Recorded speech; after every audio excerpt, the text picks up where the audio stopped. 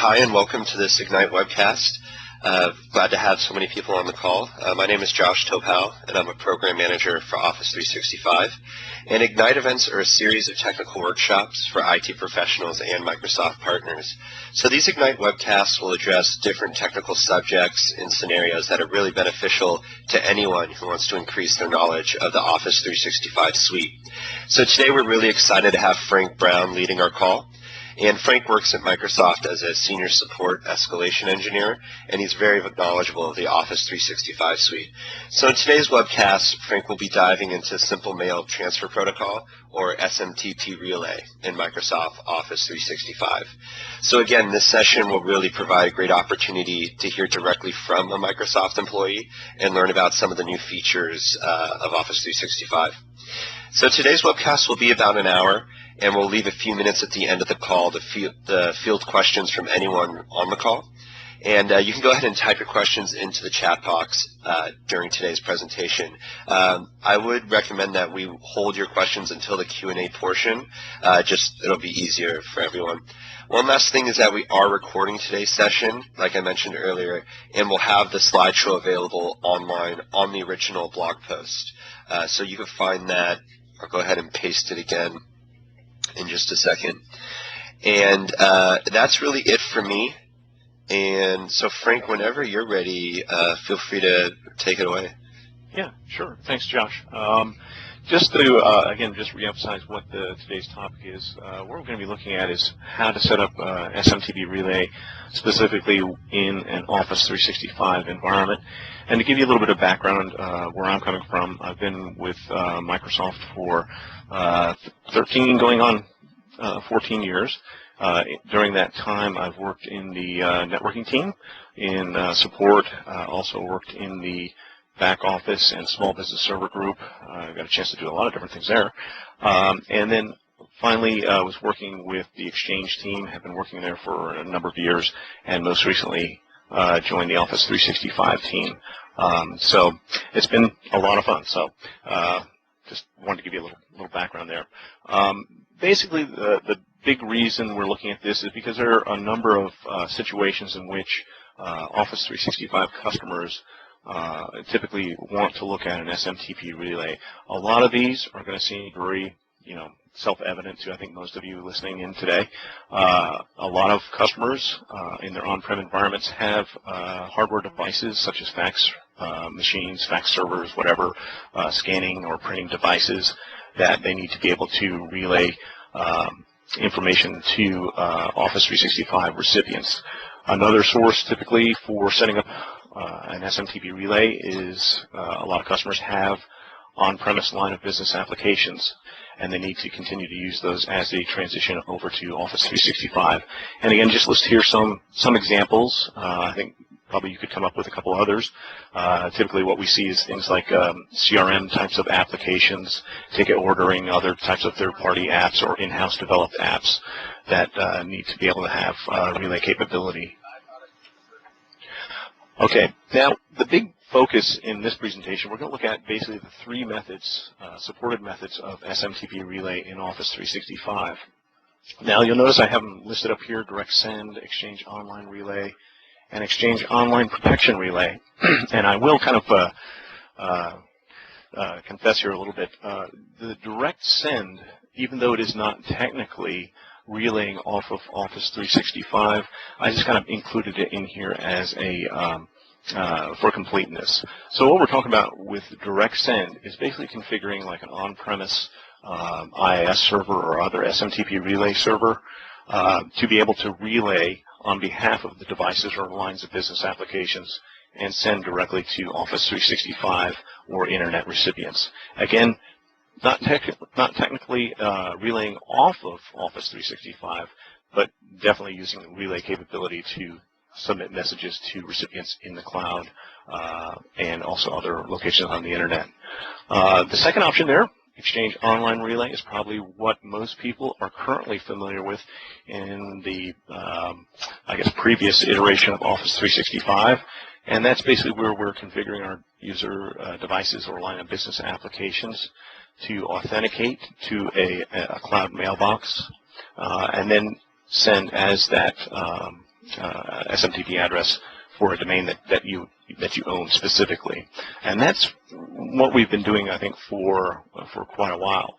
The really new method for relaying from on-prem is using Exchange Online Protection Relay. And this has a number of different advantages, which we'll get into in a little bit. But what we do here is basically allow the user, device, or line of business applications to send as multiple senders. So the big limitation we had with Exchange Online Relay was that you had to have a mailbox in the cloud. With Exchange Online Protection Relay, one of the big advantages is that you can send as multiple senders with or without having an Office 365 mailbox, which makes it a lot more flexible, I think, for a lot of people.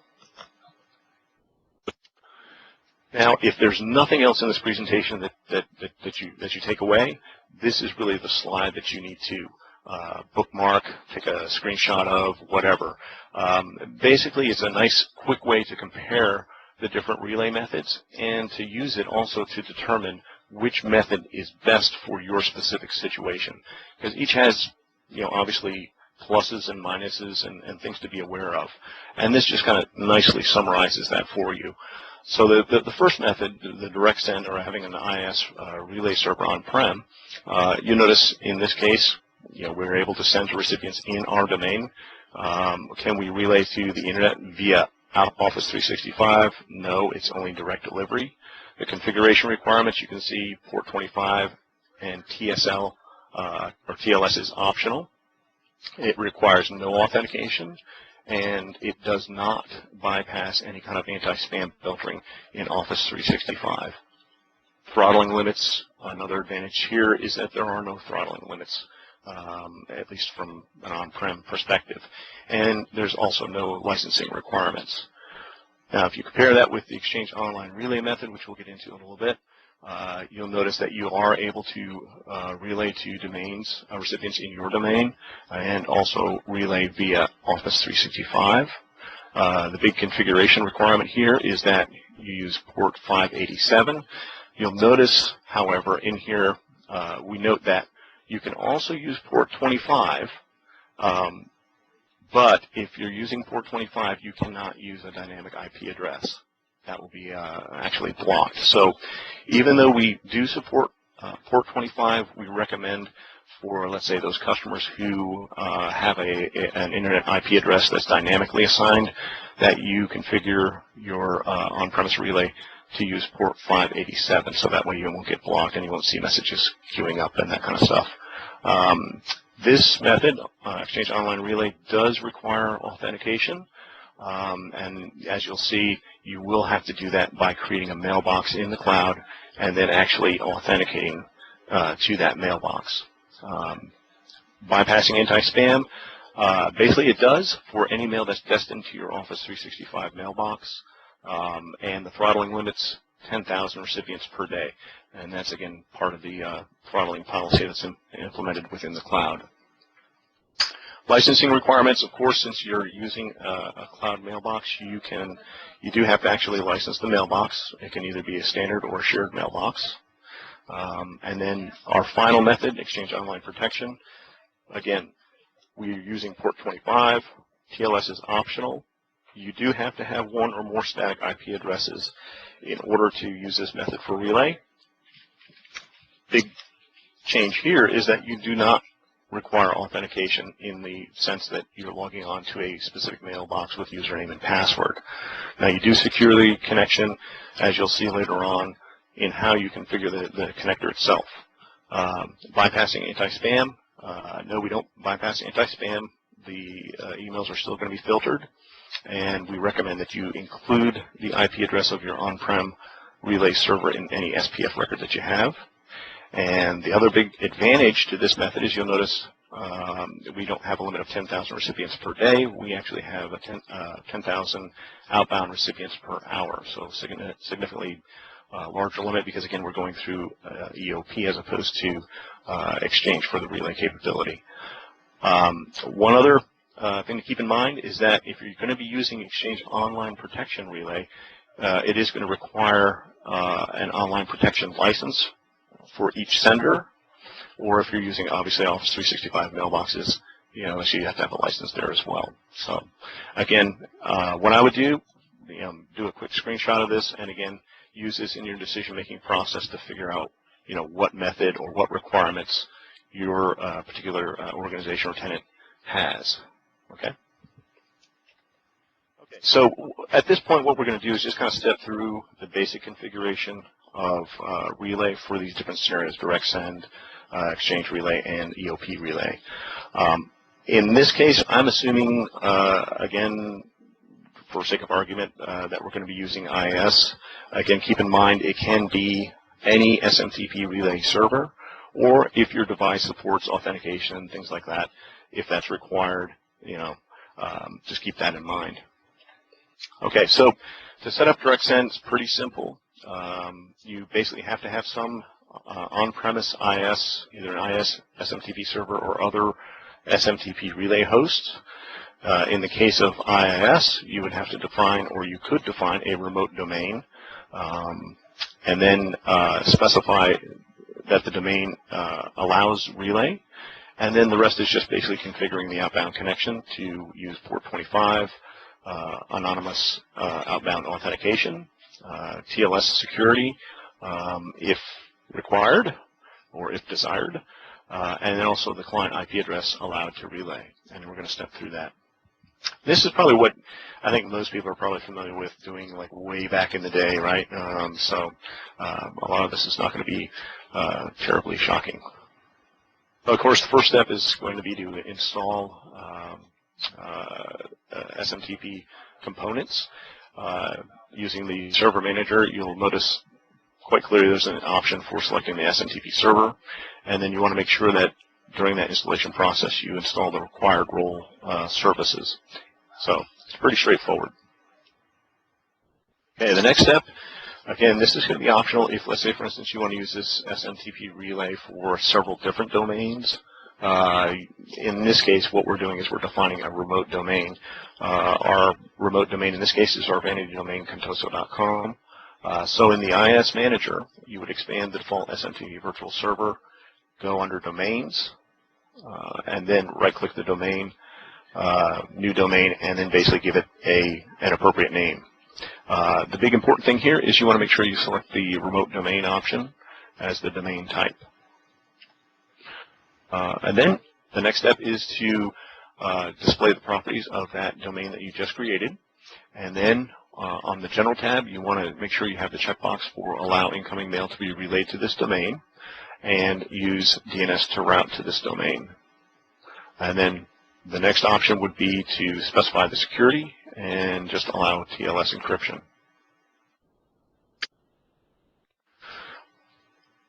The next step would be to go into the actual properties of the SMTP virtual server, and then on the Access tab, specify the authentication. And in this case, we want to just select the option for anonymous access. Again, we're selecting anonymous access because we don't want to have to use any kind of authentication on the relay server itself. We're going to restrict it in another way by the IP address of the sending device. And then finally, on the Relay tab, you want to select the option to allow relay only to the list of IP addresses below. And in that area, you're just going to basically add all the IP addresses for any device that you want to allow relay through this IIS server. So again, pretty straightforward. Again, you want to be very careful here because anything you put in here is going to be able to relay through the IIS server. And then finally, on the delivery tab under the outbound connections, we're going to specify the port, which by default should be port 25. Select OK, and then in the outbound security, you can select TLS encryption, and then finally OK to apply the settings. So again, that's not really terribly different than what most people are used to. The other method we have, of course, is using the Exchange online relay. In this case, we're going to be using an Exchange mailbox to authenticate with the service and then allow mail to be sent on as that account. So again, in this case, to set up a SMTP relay in Office, you have to create and exchange online cloud mailbox, which is a requirement.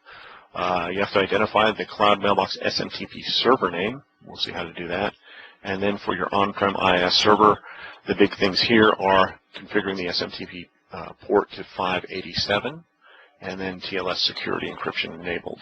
And like I note here, and I mentioned this before, TCP port 25 is supported, but 587 is going to work better for those people who have ISPs that are using dynamic IP address assignment, or DHCP. So again, first step is to create the online cloud mailbox.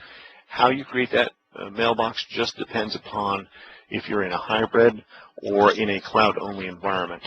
If you're using a hybrid environment, you can create the mailbox or create the user account using either Active Directory, Exchange Management Shell, or of course the Exchange Management Console. Once you create the user, the next step is going to be to run directory synchronization so that it creates the corresponding object cloud user in the service. Okay. Once that's done, then you can use the online portal to assign and exchange license to that cloud user. And the reason why we do that is as soon as you assign a license to that user, it will automatically create a corresponding mailbox in Exchange. So pretty straightforward. If you're in a cloud-only environment, it's a lot easier. Basically, you just go to the Office 365 online portal and create it as you normally would directly from that portal. You can also use the Windows Azure Active Directory module for PowerShell to create the user account. And then, just like we did before, just go ahead and assign an Exchange Online license to the cloud user, which creates the actual mailbox. Now, the next important thing that you want to do is to identify the Cloud Mailbox SMTP server. And the reason why you want to do this is because you're going to use this information when you're configuring the smart host that you want to send messages to. So, again, to do this, pretty simple. Just log on to OWA using the mailbox account that you just created.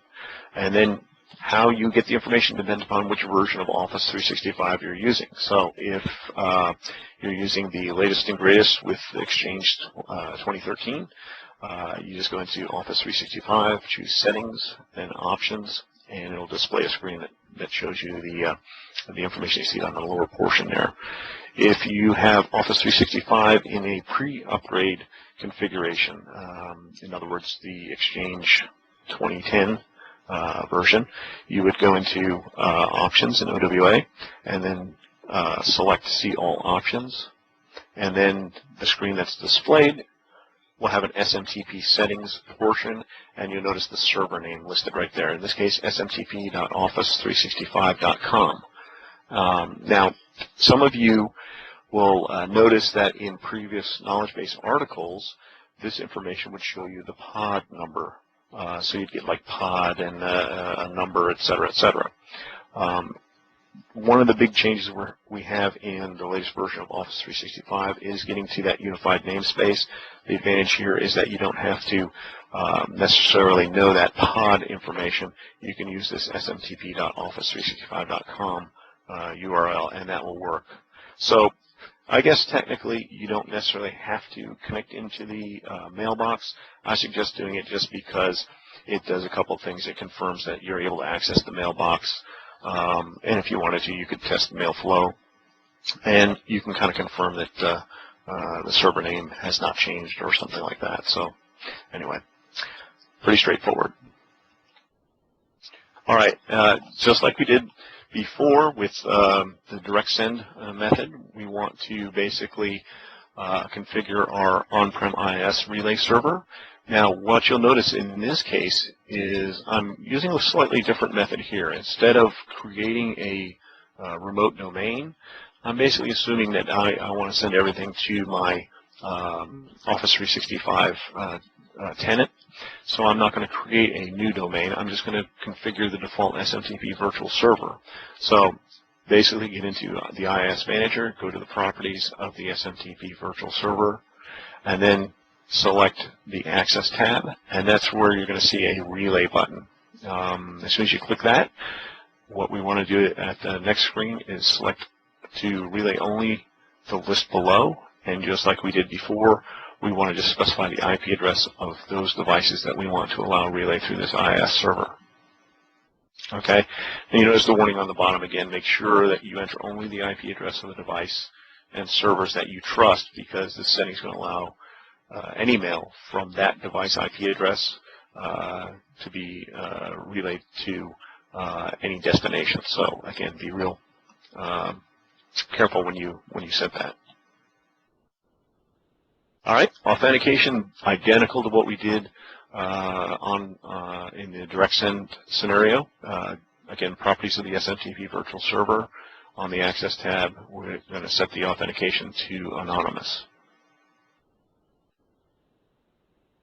And the big change here, when we're configuring the delivery settings for the SMTP virtual server, is if you click Advanced, you'll notice there's a section there for the smart host.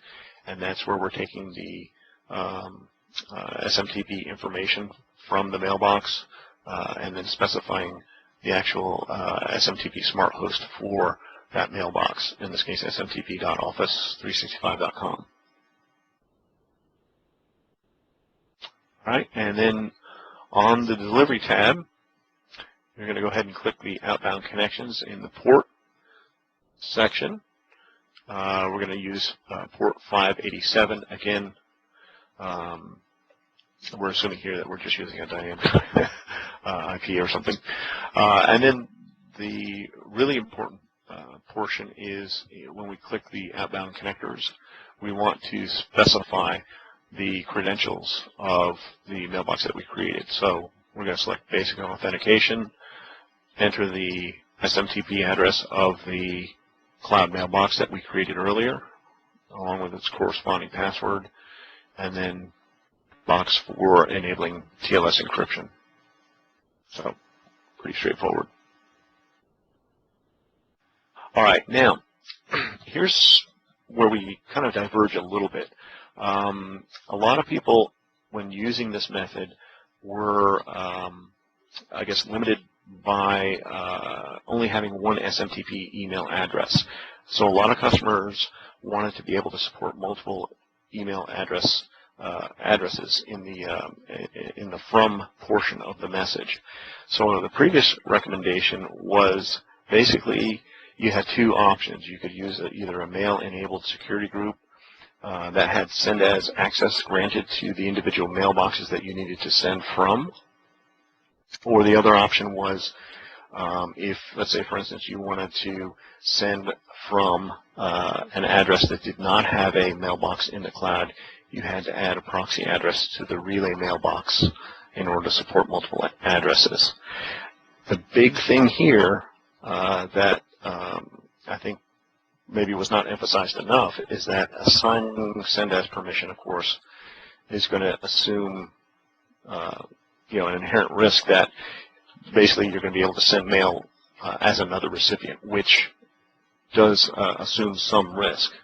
So now the recommendation is going to be to use Exchange Online Protection Relay, which is going to allow you to relay messages from various email addresses and does not require an Office 365 mailbox. Okay, so again, previous recommendation was to use send as permission granted to the mailboxes that you needed to send from. Current recommendation is going to be to use the new method, which is using the Exchange Online Protection Relay to send mail to various email addresses or from different email addresses. All right, and then the last method we have for SMTP Relay is using the Exchange Online Protection Relay, or EOP. This kind of is what is, I guess, the evolution of FOPI. So now we're using Exchange Online Protection. Okay. Now in this scenario, with SMTP Relay in Office 365, Again, we're going to need an on-prem IS server or SMTP relay host. We're also going to need to import on that relay host a public certificate if we choose to use TLS. Okay. Again, we're going to have to configure the SMTP virtual server, authentication settings, relay, and delivery settings. And then the important thing is in the cloud, basically create an inbound EOP connector. And the important things here are we want to set the connection type to on-premises. Force TLS, we're going to specify the public certificate name of our relay server if we choose to use TLS.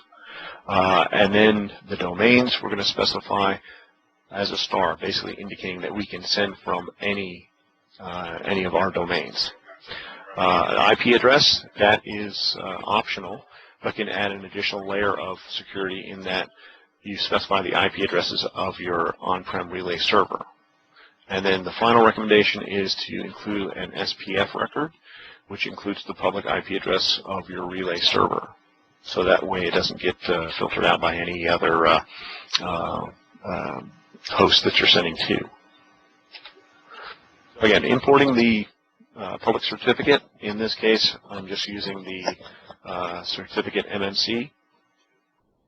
And installing the certificate to the private search store of the computer account on the host machine. The rest is very similar. Again, configuring the authentication requirements for access to the SMTP virtual server. In this case, again, anonymous access. The relay settings, identical to what we saw before, where we're specifying the IP address of the devices that we want to allow relay. And then here, the delivery tab, where it's a little bit different. You'll notice our smart host is, instead of pointing to the SMTP location for the mailbox, we're specifying the EOP endpoint. And it's going to be very consistent for all the different tenant domains. Typically, it'll be, the domain-com and then .mail.protection.outlook.com. Okay, and that will send mail directly to that EOP endpoint for delivery. All right. The other settings on the delivery tab and our outbound connections, again, we're going to specify port 25 and then select TLS encryption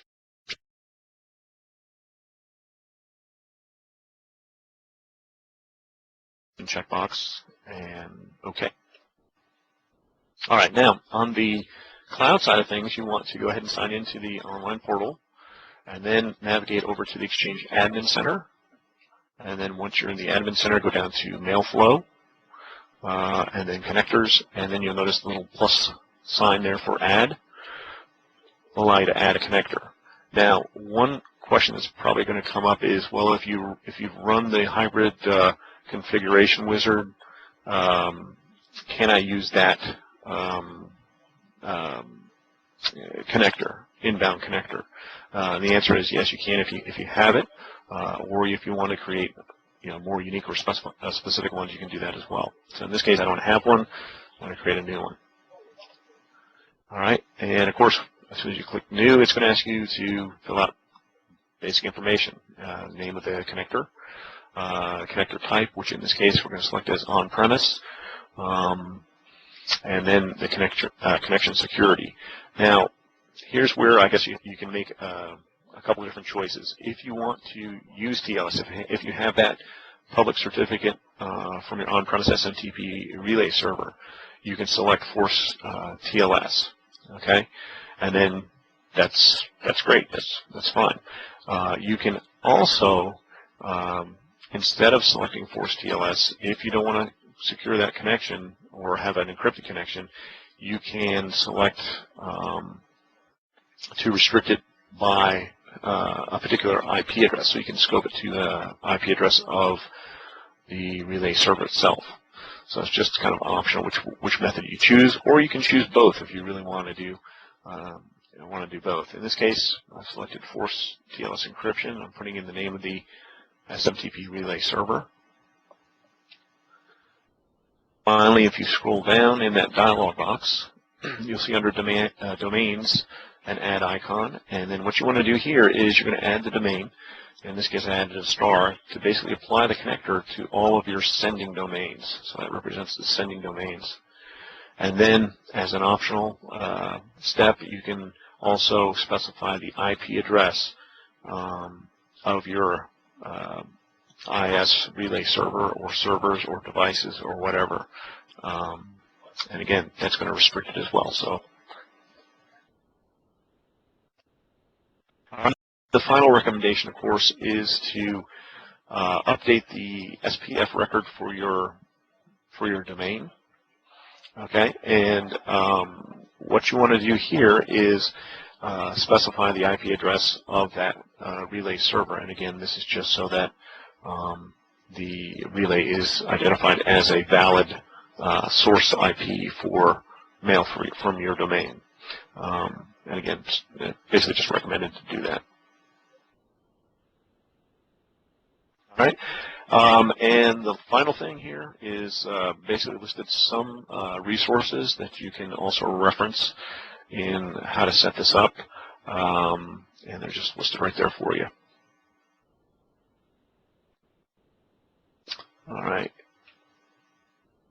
Now, I think there are a couple people who are also on the discussion today who may have been answering some of these questions as well. But I guess we'll just open it up now and see what's up. Yeah, great presentation. Thanks, Frank.